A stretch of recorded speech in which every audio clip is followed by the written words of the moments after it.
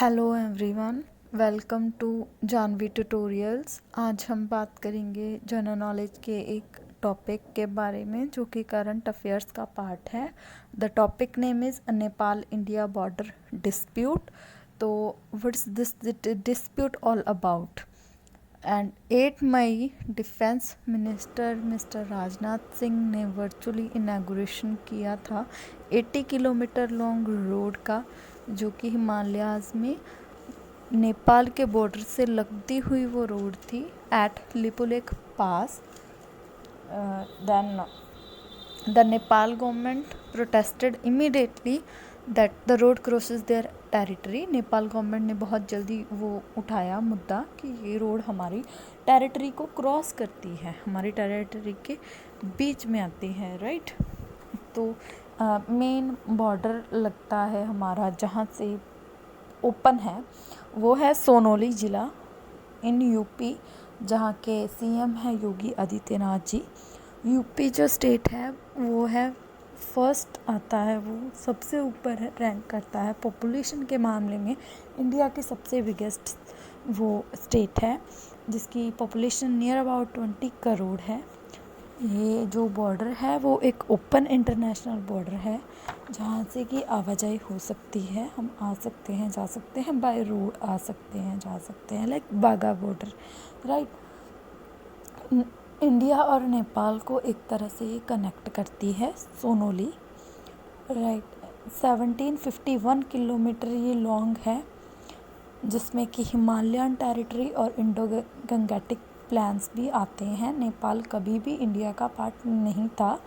ये बॉर्डर बनाया गया था जब ब्रिटिश का राज था हमारे इंडिया पे।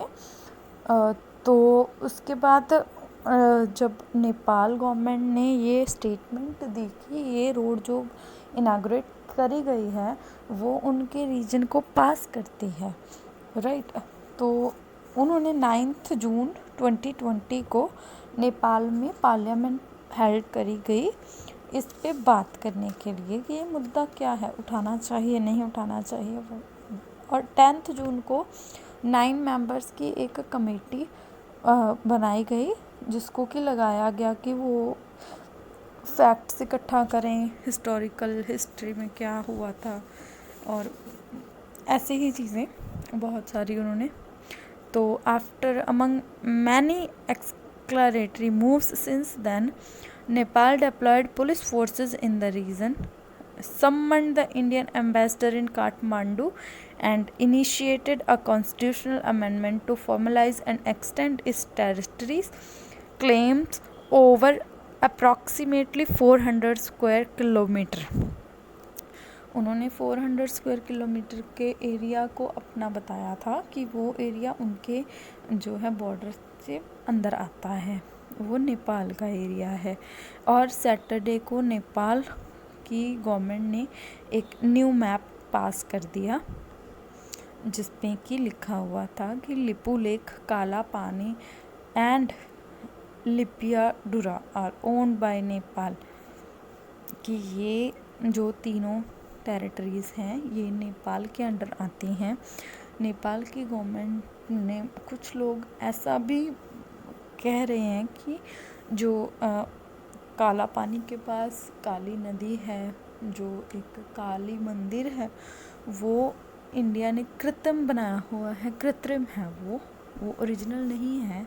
इंडिया ने वहाँ पर बिल्ड करा एक कृत्रिम काली मंदिर और कृत्रिम काली नदी बनाई गई, तो उन्होंने उस एरिया को हथिया लिया है नेपाल से। But as you know that's not true.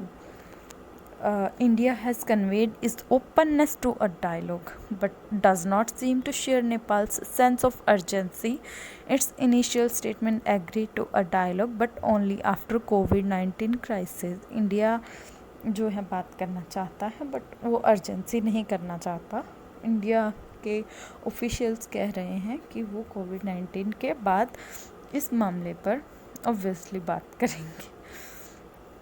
Over 1 month later, the bilateral crisis seemed to now be stuck in a stalemate, a worrisome trend in otherwise friendly relations between India and Nepal. India and Nepal में otherwise friendly relations थे, but इसके बाद जो वहाँ पर firing हुई है, जो उन्होंने उनके इंडियन एम्बेसडर को समन किया है, पुलिस फोर्सेस डिप्लॉय करी हैं, जो हमारे इंडियन आर्मी के जवान घायल भी हुए हैं वहाँ पर, और इंडियन आर्मी का एक जवान शहीद भी हुआ है। तो इसके बाद ये डिस्प्यूट अभी तक थमा नहीं है। लेट्स सी कब तक ये थमेगा। तो इसमें जो भी जनरल नॉलेज की चीज़ें थी वो आपको बता दी गई हैं। तो इसके बाद अब वार्ता की उम्मीद तो ख़त्म हो गई है, जब उन्होंने नक्शा ही पास कर दिया है अपने पार्लियामेंट में। सो लेट्स सी क्या होता है।